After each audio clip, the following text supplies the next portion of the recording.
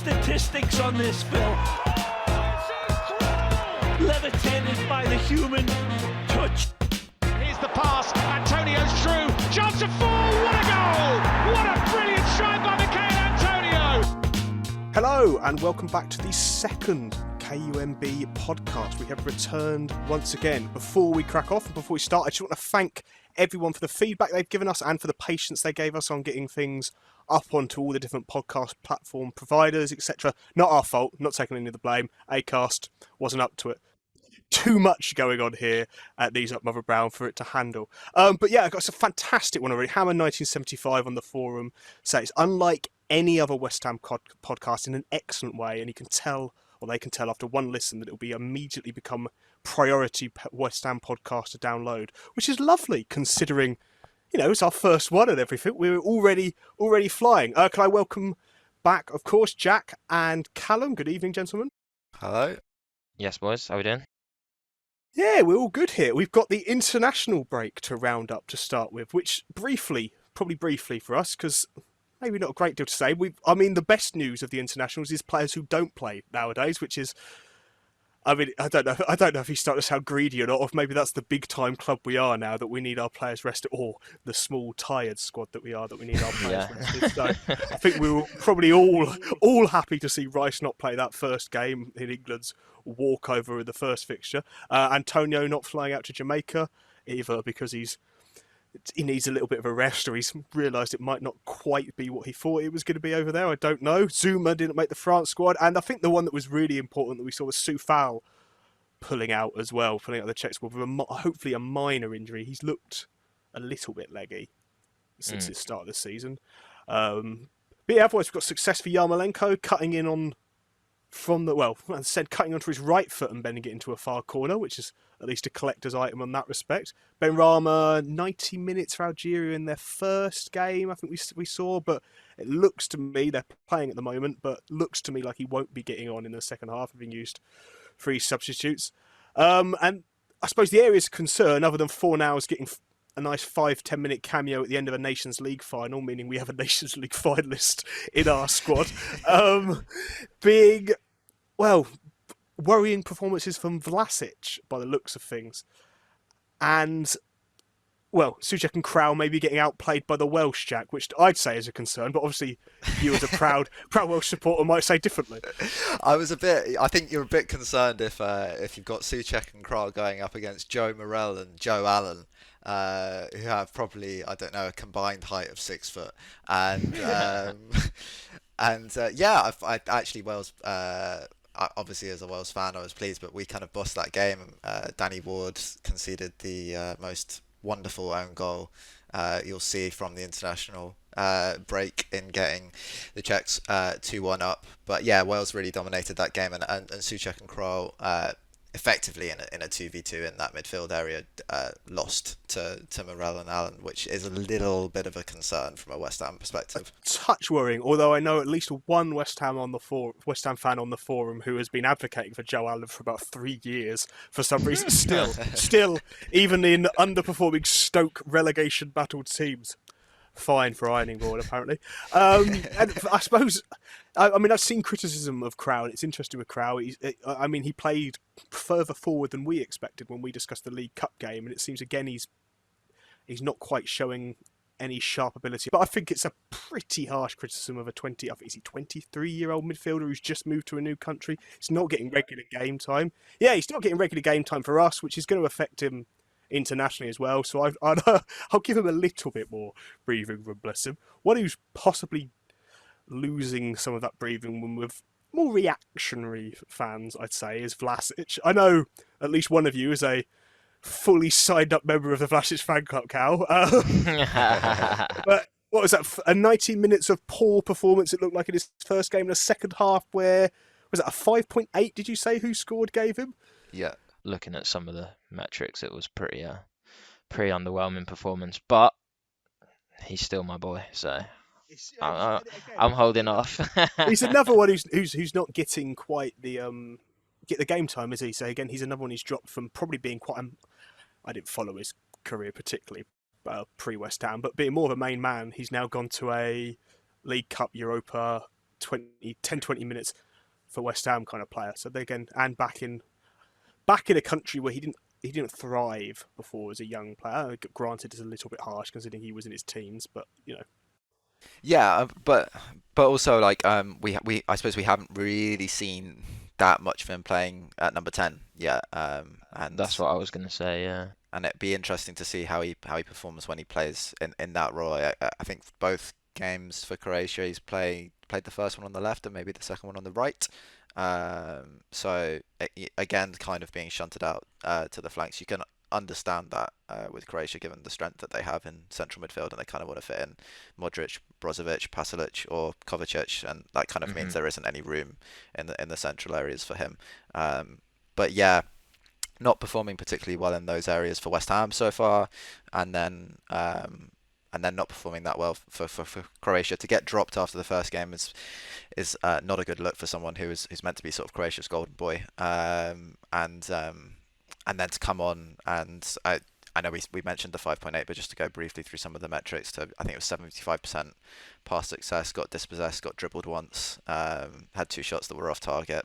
Just as a very brief, I mean, none of us watched it, but as a very, very brief roundup of the numbers, that just doesn't look good at all.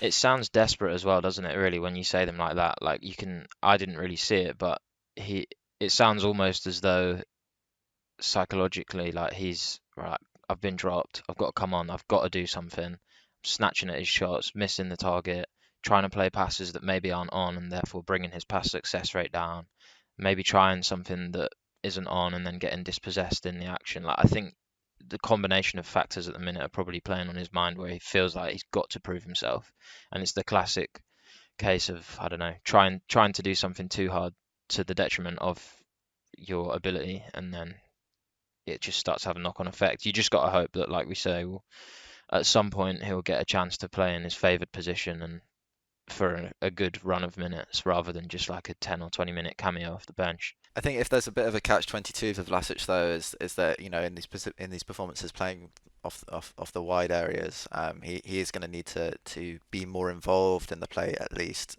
to be able to convince Moyes to slot him centrally, because, you know, to be able to play that central position, you are going to have to come deep, get involved, be able to impact our game in and around the box. And if there's really a big criticism of his performances in possession for West Ham so far, is that he's not really got on it very much, and it's not looked like an issue of teammates not passing to him. It's just looked like an issue of him not really getting into the right areas to get on the ball. And there is a bit of a difference between how we're playing this season and last season, and the fact that last season we were very transition focused. We were very focused on playing on the counter attack, and that might have suited him a little bit better than the way we're playing right now. At the moment, we're seemingly trying to dominate games a little bit more, pressing more from a mid press, and trying to win the ball back and dominate possession a little bit more. And definitely you saw that against Brentford. And that's obviously a very different job for a number 10. And you know, if he's going to get that role, be able to play in that role and get a run of minutes in that role, he's going to have to show something a little bit more promising from the flanks first, I think. Yeah. I mean, it's got. I mean, to his credit in the Croatia game, I did see a quick pass map of one of those Croatia games. It looked like Modric was basically running the game from quite a prominent central position as well. And you've got a player like that who, if you can get involved on the ball like that, I mean, I think most teams in the world would go, if we can get Modric to control the game with the ball, you're going to move other players to accommodate him. So that's going to happen. No, of course, he's never getting the number 10 slot at Croatia as long as Modric's got one leg. Yeah, exactly. You can't blame him, can you?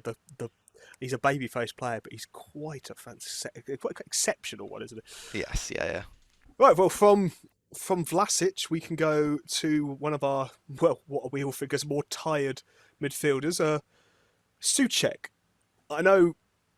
We've been kind of mildly critical, I'd say, because last week we discussed that his role will be changing with Rice's role changing, but there has been a level of concern.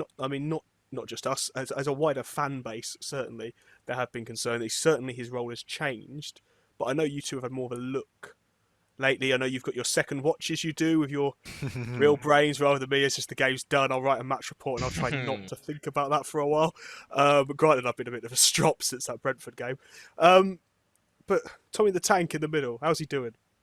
I've been doing the second watches on and looking at Soucek particularly. A lot of what I do is noting down individual performances and different involvements in the game, crucial involvements in the game, um, and actually my takeaway from most of that has been that this is quite a lot of fuss about not very much.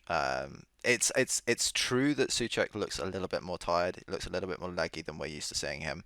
I think partly though that's because we've been so used to seeing him charging into the box and then charging back, is that there's just more sprints involved in all of that. Whereas if he's sitting a little bit deeper, you are just jogging about. You're not necessarily seeing him charging around the pitch because that's just not necessarily what he's been doing as much of late.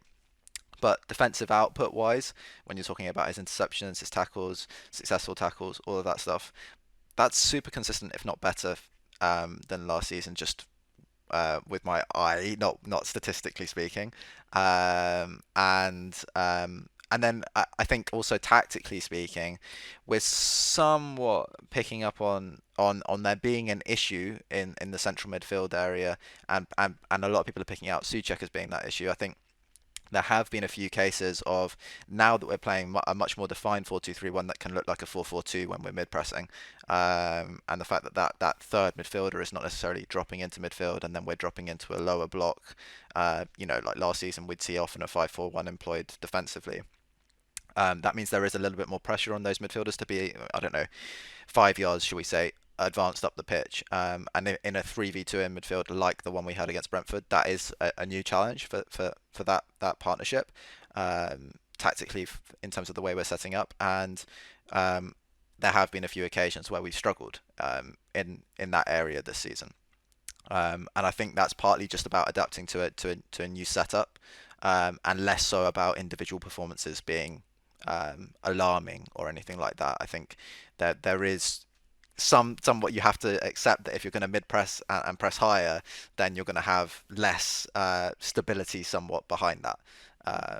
And that's not Soucek's fault, that's not Declan Rice's fault, that's us changing the way we defend. Mark, so my concern is that the better player at being further back and in terms of turnovers and pace is Rice, and whether we need to limit what he's doing a little bit to get better balance. So I might contradict that take a little bit here in saying that is something to be concerned about in transition. And we've seen some of that exposed this season. Absolutely, there is an issue in the sense that, like we said in the first podcast, Declan Rice gives you almost 2 players worth of protection against opposition transition phases. So counter attacks, Declan Rice, you will find it very hard to find a better player in the Premier League than him at defending a counter attack, whether it's a foul high up the pitch or something that interrupts the move and slows it down. He's always been excellent at that, and continues to be excellent at that. And when you play with him coming further forward and Soucek being the one further back, then there is more issue in terms of how you defend counter-attacks than you potentially would have with Rice. But more what I'm talking about is when we're defending in a more set way, less in a chaotic kind of situation where we've thrown bodies forward and then suddenly we're running back to defend a counter-attack, more in the sense that the opposition has the ball and is playing it from the back, or however they're deciding to play. And just the way that the midfield is positioned, that's not so much about whether Rice or Soucek is going further forward. That's just about the fact that we're not sitting with a 5-4-1 and inviting them to reach the edge of our box before we're interested in getting a block on a cross or making a tackle or making an interception to then transition and play on the counter ourselves. That's more about the fact that you've got Benrahma and Antonio high advanced up the pitch, pressing, possibly then also with Fornals and Bowen joining them, and then often one of Soucek or Rice coming out as well to press in that middle area of the pitch, triggered in different situations, often by one of Antonio or Benrahma going to press and then the rest of the team follows them. That's just a different way of defending, and in 3v2s, like I said, in midfield, that creates more issues if they get beyond that first layer of the press, because then suddenly you have this 3v2 exposed with 3 players coming forward against 2 defensive players. And again, I don't think that's an individual performance issue. I just think that's just a different way that we're playing this season. Well, that's good news in that respect. Yes, but I mean, you were talking earlier, and we spoke before the podcast, our little meetings that we have, that maybe it's because the eye-catching stuff is being slightly changed in his game, not appearing as much anyway, Cal? Yeah, yeah, I think pretty much that's the conclusion I've come to. I agree with Jack that there's probably a lot of fuss being made out of a non-issue, really. Like, it, I just don't think there really is a problem. But yeah, I had a little look through the numbers, compared his performances in certain metrics this season to his last season, and noticed that the only three metrics that he was underperforming in this season as compared to last were touches in the opposition box, goals per 90, and aerial duels per 90 and aerial duel success rate. So the things that basically we'd come to get to know Soucek for, like last season, it hit the like classic Soucek move was late run into the box or from a corner or whatever, get his head on it, win the win the header like more often than not, and then get a decent goal tally as a result. This season, because like Jack said, he's been asked to play a sort of more reserved role. There's less of those runs into the box. He appears less. We're starting to notice other parts of his game that we perhaps didn't pay attention to last season, because all of the emphasis was on, oh, Soucek, get him in your fantasy team, he'll get you loads of points, he scores loads of goals, and that sort of stuff. And because of that, you don't worry about or pay attention to any other parts of his game. So as a result, I think we're starting to see start, and I guess it's coupled with the fact that we're all aware that he is tired. He had a big summer. He didn't really get that much of a rest. He's played a lot of minutes this season, perhaps more than many of us would have liked. Like, I think there's probably been occasions where we might have been able to rest him and we chose not to. So I think that, compared with the drop in terms of goals, gives people sort of ammunition to be like, oh, well, it's just because he's knackered or whatever. But like, he's actually losing the ball less. His defensive duel rate has gone up by 12%. His That's passing massive. his passing's improved. His progressing pass, he's averaging 2 more progressive passes per game, and his success rate in progressive passes has gone up to 80 from 63. Yeah, his defensive duels are at 69% now rather than 57. His general passing's 88 rather than 82, and he was averaging 12 losses of possession last season, and now is only 9. So if you think about that, like, he's actually improved in a lot of important areas that you would want from a central midfielder. He's just not scoring as frequently, and I think people sort of have come to just assume that that was, I don't know, something that would just always be the same. Like, he has to score goals, but failing to recognise that he's playing a completely different role than he was last season. He's doing basically as well, if not better, in terms of expectations from Moyes' point of view, I would say, because he's doing the job effectively that is being asked of him, and he's doing it well.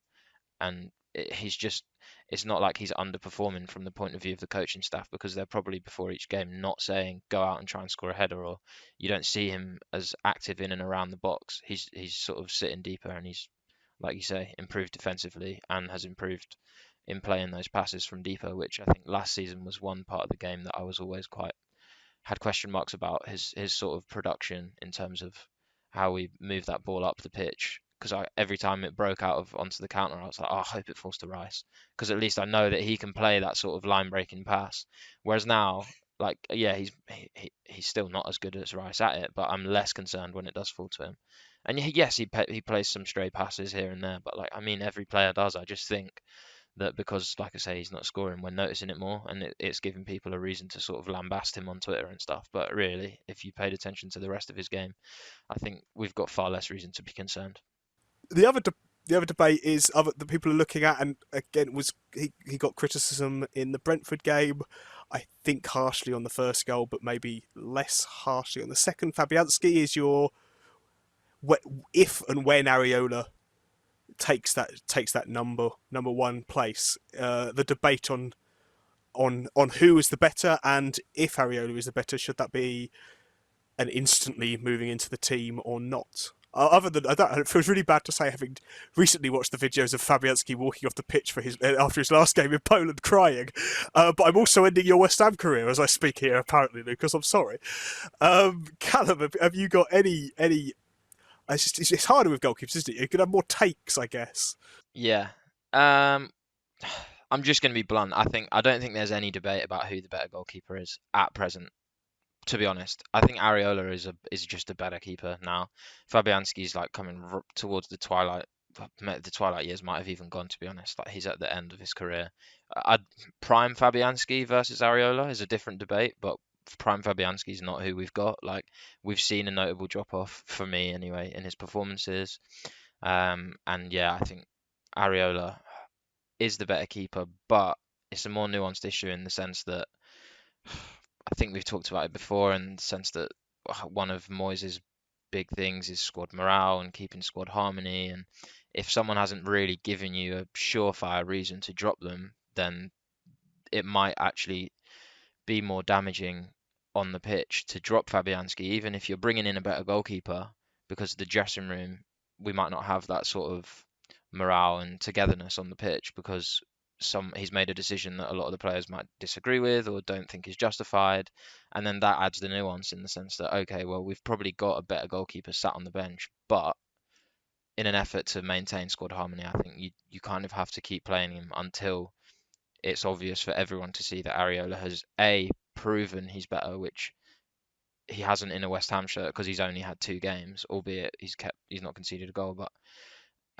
yeah, or I don't know, Fabianski gets injured, Areola comes in for an extended run of games, and then just Fabianski struggles to get his way back into the team, which I think everyone would be fine with, because if Areola did play, say, I don't know, 10 games in a row because Fabianski was injured and he played really well in them, I think at that point everyone just goes, okay, well, much like Fabianski hadn't given you a reason to drop him for Areola, Areola's played 10 games and hasn't done anything for him to be dropped now, so Fabianski has to just accept that that's probably the end. I think that's the nuts and bolts of it. I guess that's the scenario. It sounds weird to say. The dream scenario for a manager who is just a little injury gives him a chance to make a change that he doesn't have to justify. Just, oh well, I had to because you were injured, and then yeah, it would make Moyes' life easier, definitely. I mean, on the flip side, I guess we've got a really, really good goalkeeper who is only on loan. The longer he doesn't play and the less time he gets on the pitch, is he going to go, actually, I mean, I know he's got a house in London, but he might... Yeah, that's the bigger I would concern assume for me. the conversation's been had that, look, he's 36. Well, his contract's expiring at the end of the season as well. Like, we're not going to renew it, I shouldn't think. Like, there wouldn't really be much point, I don't think, unless you just say to Fabianski, look, we'll give you another year, you can be back up. Because we don't have enough faith in Anang or Trott, who are both out on loan yet, and we just want you to deputise with Randolph, yeah. And maybe that happens, but I don't really see the sense in it. I think wages-wise, he's probably on a reasonable amount of money that we could probably offset into positions that require more. And I think, yeah, like you say, I think there is maybe some concern that if Areola doesn't start playing a bit more, that he might look at the situation and be like, well, I don't feel like I was necessarily treated as well as I should have been while I was at West Ham, and I know that there'll be other clubs in for me. But on the same side, he's definitely been brought in with a long-term view of, you will be our number one at some point. That is a promise, we can guarantee it. But whether or not he's accepting of that, who knows? I imagine he seems like a decent enough chap, and I think it's only like, I mean, I think if you were in that situation, you'd be able to see that is the eventual end point, and you'd probably be happy to sit around and wait a bit, knowing that you're then going to be the number one for however, like 5 years if you want to be, or 6, 7 years. He's certainly closer to the pitch here than he would be at PSG with all 700 notably good goalkeepers that they have. Exactly. I guess the other side is it's a challenge to Moyes' management, really, Jack, but to keep him happy, that's what you have to do with a squad. Well, I mean, let me just jump in first with this question. Cal, if you were choosing the keeper for the Everton game, who are you picking? Me? Yeah. It's a big if. Don't do this to me, bro. It's a big if. Don't worry. There's no real pressure. You're not going to get a call. Do you know what? I was having this debate with myself earlier, because I think whilst we've said that he maybe hasn't done anything to be dropped, I do think he was at fault for at least 1, maybe 2 of the goals against Brentford. So therefore, has he done something for me to drop him? Like, maybe. The real Cal's come out, everyone. Yeah, that's it. Yeah. Mate. Forget about Fabianski, who? I'm waiting for this podcast where it's just you debating with yourself, to be honest. I was like shocked at how diplomatic you were there, Carl. So I had to turn it around and get the real Yeah, view I don't that know, you've man. got. Yeah, I don't know. I think there's only so much room for romanticism in football, I think. And I'm just going to be brutally honest. I think, yeah, Areola's the better keeper. Probably put him in now rather than later. I did notice one thing which I thought was quite amusing is that so if you look at prevented goals in terms of goal, like so expected goals against, and then how many they've actually conceded. Areola has prevented more goals for West Ham this season than Fabianski has, despite playing a quarter of the minutes and facing a fifth of the shots. Well, I So mean, one of the that's games he like, didn't do anything. yeah, like I guess that, yeah, I think facing a fifth of the shots, and Fabianski's faced something like, I don't know, 50 or so shots, I think. So he's prevented like zero point 0.8 goals out of 10 shots faced or something, which is better. Fabianski's only prevented 0.54 all season. So it's maybe that tells you something. That's where we'll move on before we finish. We've got 2 games coming up before our next pod to preview. We've got Everton this weekend. Even though it's been an international break, it still feels like we haven't had a break. And then Genk to come. Everton's interesting because I know I pessimistically am worried about Everton, and when I said that to you earlier, it was almost on the front. But my basis on if Calvert-Lewin and Richarlison are up front, I see that as, especially having watched us fail to deal with a pair of strikers against Brentford, at least looking uncomfortable against a pair of strikers, to say, against Brentford, because it's a game we should have won. Richarlison and Calvert-Lewin, if they are back, I'd be worried about that. It depends how they set up, right? I mean, if he goes for a 4-4-2 with Calvert-Lewin and Richarlison, I'd be surprised. I think more of what we've seen from Everton recently is a sort of 4-4-1-1 with one withdrawn slightly. Gray's been playing a lot in this sort of 10 area. And the real thing to highlight with Everton is you may be scared of Calvert-Lewin, you may be scared of Richarlison, but Doucoure has turned into the player that he was at Watford. If you remember this guy when he was at Watford, he was pretty scary and used to charge up midfield and score goals. And suddenly, after years of being at Everton, he's turned into that player. Yeah. And he looks very, very good at the moment. So if we're talking about new challenges and issues in midfield for this Soucek and Rice partnership, Doucoure and Allen is going to be a big test, big test. Well, I suppose it's in ways they're as like us as a pair. They've got quite a it's a certain two, and you know they're two, and they've got a balance of mainly they're not attacking midfielders, but one will go. Yep. And that is almost exactly what I mean. My theory on Rafa is he will get a team that does the basics. He's almost Spanish David Moyes in my head at times, which is possibly a little bit harsh, but again, data-wise, not looking into it. But it's getting those. I mean, he's done it with his transfers this year. Damari Gray and Ross Townsend were on no one's list. Damari Gray, particularly, as a 1.5 million deal, is outrageously good. Yeah, but he's got you get in this team. You work hard. We play with width as well. You go up and down in the middle. I mean, it's as close to classic 90s English football as you're going to get in 2021, in my mind. Yeah, I think you're spot on in terms of that's just how Rafa operates, really, and I think it's all about the fundamentals. They've got the third best defense in terms of expected goals against from open play in the league, so it's pretty shored up at the back. And then they also are the third most direct team in terms of how many passes per sequence and like the number of seconds per sequence as well, and how quickly they get up the pitch, which is one of the things I highlighted in the sense that against Brentford, I think you rightly pointed out, Chris, that we did struggle at, or look as though we struggled at times to deal with that sort of directness. And Brentford, in terms of their sort of directness metrics, in terms of their attacks and stuff, are second, and Everton are third in both those departments. So they number-wise, they look to play a similar style, but positionally it's slightly different. But it depends whether we see that 2 up top or we see that 1 and then the sort of shadow striker, false 9, 10, whatever you want to call it, and how we deal with that. I think probably is less threatening than Tony and Mbeumo or who Wissa when he came on and stuff, in the sense that it's not going to be two out and out strikers like it was, and it might be easier for our defence to sort of marshal the threat posed by Rondon as well than Tony. Like, Tony's clearly a better striker than Solomon Rondon, although he has proven he can be a handful in the Prem.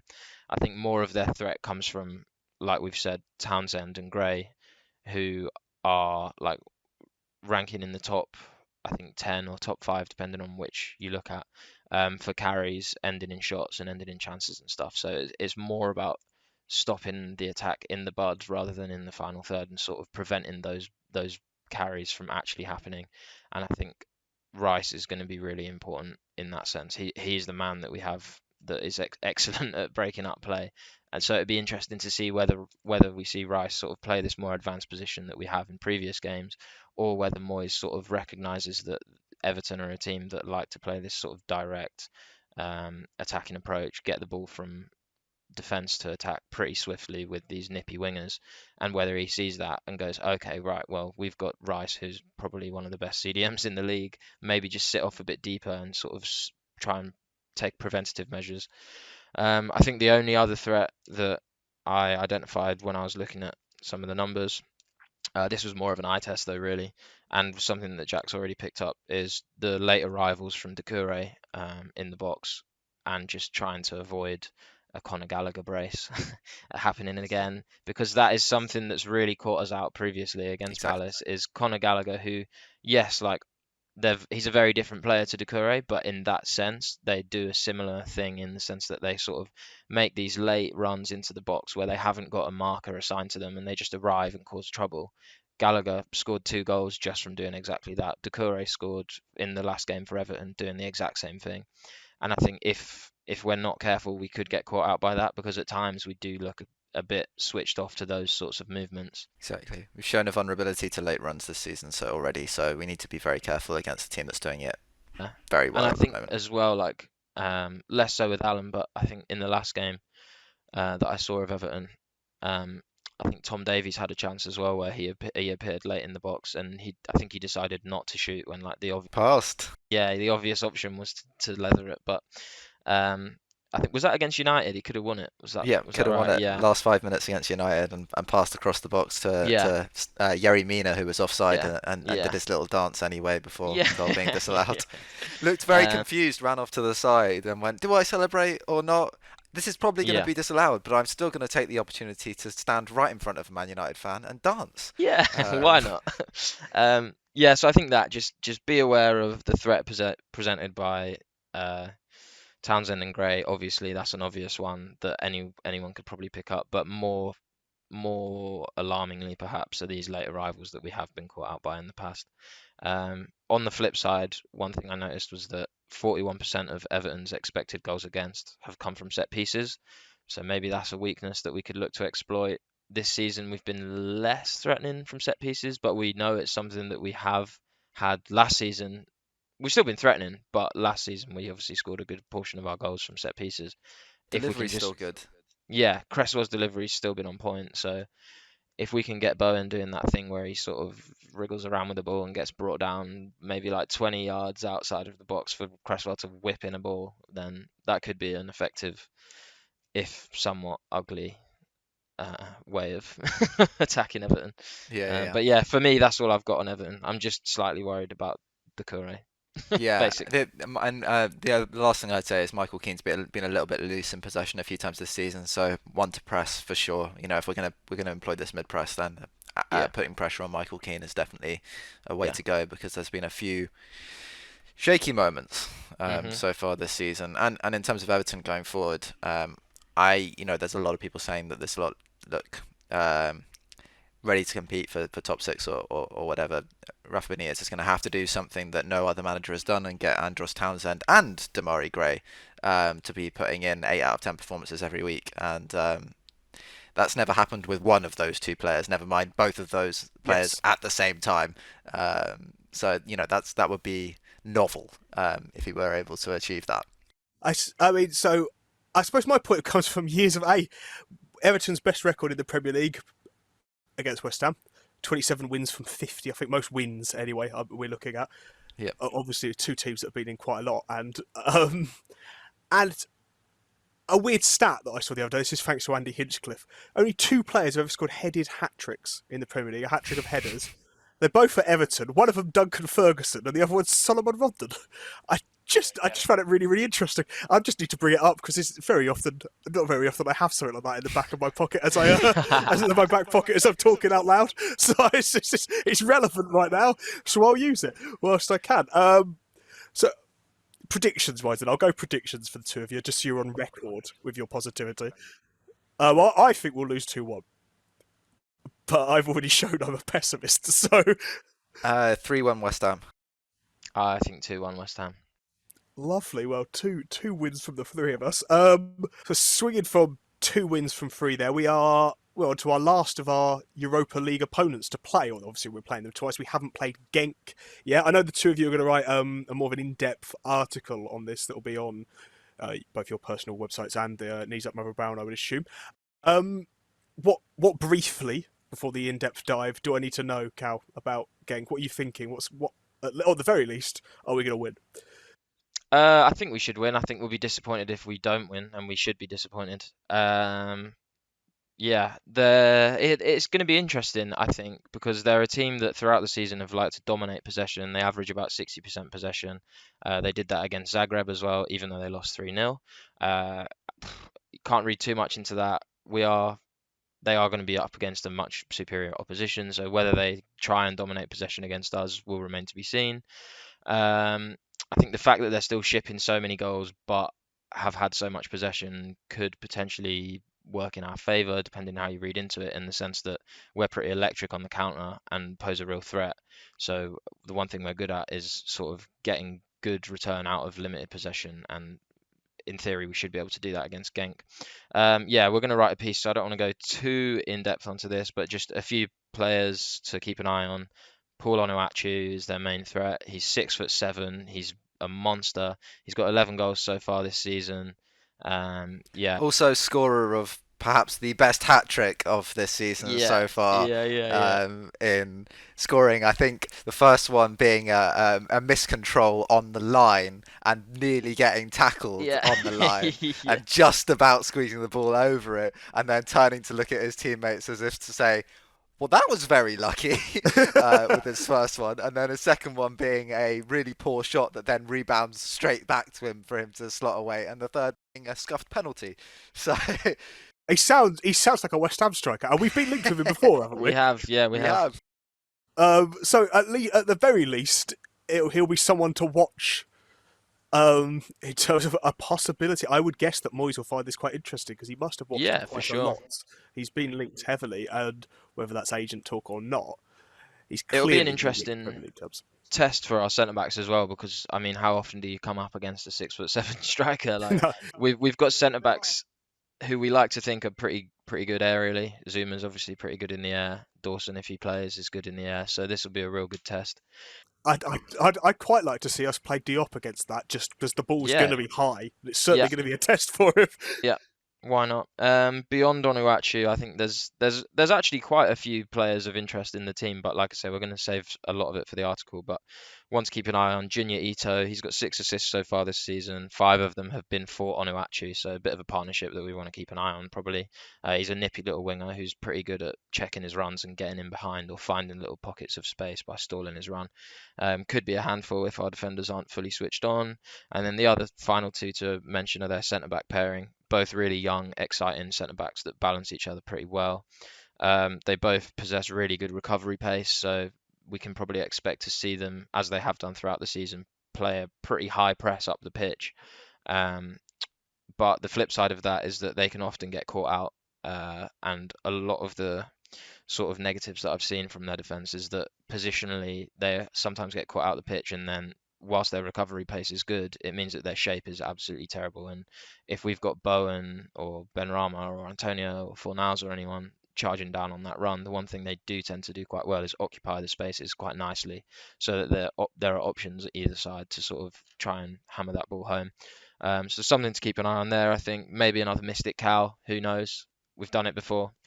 But yeah, that's it really from me. both of them really good at passing as well, so that lends to the possession-based sort of style. Yeah, it's nice that one of the it's a positive that one of the big things here that you'd say is numbers on the counter has been something that they're light against or weak against, and 2s, 3s, and 4s. I'm not talking a 1 goal and a 3-1 win. They're conceding goals on the counter attack, and you'd probably say, I'd hope you say that's one of our major strengths. So as long as we can turn the ball over in the middle of the pitch and then commit real numbers forward in those situations against the misshapen Genk defence, we could be in for some good opportunities against them. I suppose the good thing is either they're going to play their style and we'll be able to counter them, or they're going to have to try and change how they play, which isn't good for them. Exactly. Yeah. Spot on. I think so. 3 wins all round then? Yeah, 3 wins. Yeah, if we're predictions for Genk, then I'd say might be 3-1 again for me, but maybe I'll just go 2-0 because there's something really nice and consistent about 3-2-0 wins in the first 3 Europa League games. I'm going to go 3-1. I just think we will cut them open on the counter enough times to get a few goals, but I think that Onuachu, in the form he's in and the size he is, can probably put one past.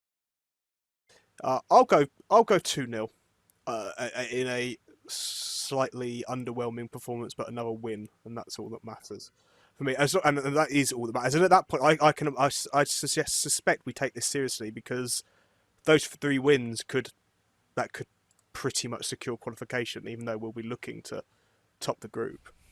The key thing about winning this game is, and then going away to Genk and getting a result, is that potentially you can really heavily rotate for the final 2 games. Which would do us a lot of favours. By the looks of things, at the moment, that is going to be important to us.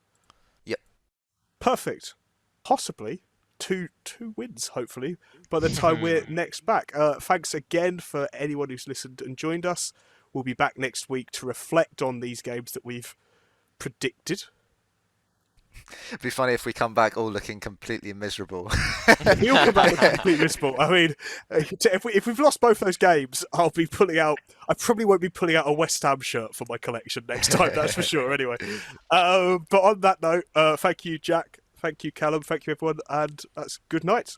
Right, so we're here in the offices of a Late Late Show with the host of a Late Late Show, James Corden. Hi. Big West Ham fan. Yes. And big knees up Mother Brown man. Yeah. Yeah, I'm regularly on the general discussion page. There's always someone who's got some information, so I love it. Yeah. It's great. Yes, it's excitement surrounded by imminent disappointment. That's what it mostly is. Get on the forum at kumb.com. Come on, you irons.